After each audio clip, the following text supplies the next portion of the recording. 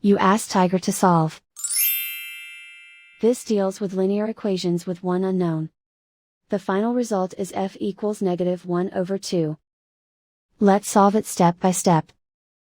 Group all constants on the right side of the equation. Subtract 19 from both sides. Simplify the arithmetic.